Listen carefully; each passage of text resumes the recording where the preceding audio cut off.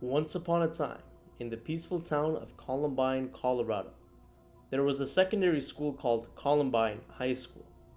Like any high school, it was a place where students gathered to learn, make friends, and prepare for their future.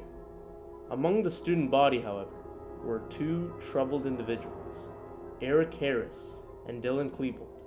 Eric and Dylan were seniors at Columbine High School, but contrary to the misconception that the teenagers were bullied and outcasts as the media has commonly depicted, they were actually socially accepted, generally speaking.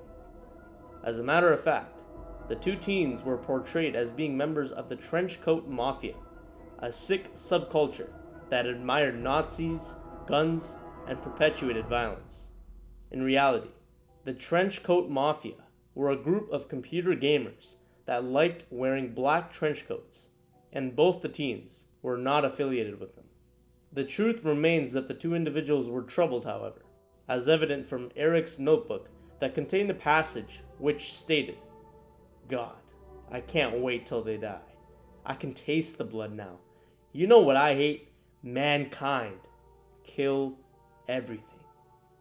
Allegedly, Eric also enjoyed manipulating people, deceiving them, and displayed a lack of empathy regarding others' troubles. All these signs suggest that Eric was a psychopath, as the FBI also corroborated. On the other hand, Dylan expressed his depressive and suicidal state in his personal day planner, where he described a feeling of loneliness and a desire to have someone buy him a gun so he can shoot himself with it.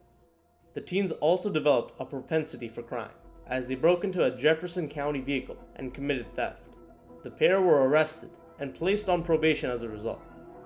Disturbingly enough, the duo embarked on a year-long journey of gathering a sizable arsenal of weaponry, which involved the creation of pipe bombs, as revealed on Eric's personal website.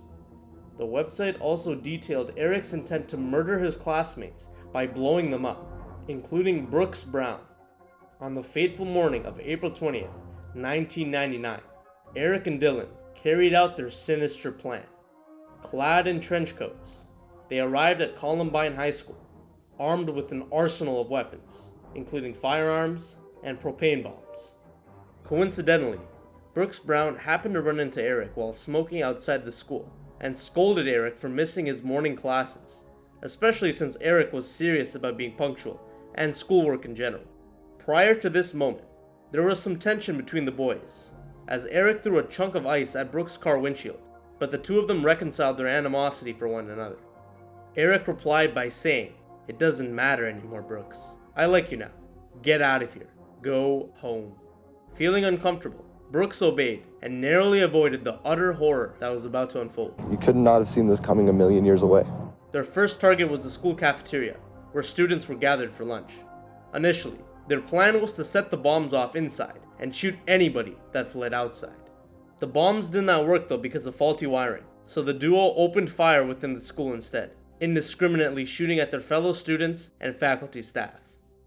The chaos and panic that followed was unimaginable, as students and staff tried to seek safety amidst the terrifying violence. When law enforcement arrived at the scene, they faced a dangerous and chaotic situation. The school was on lockdown, and students as well as staff were trapped inside with the shooters.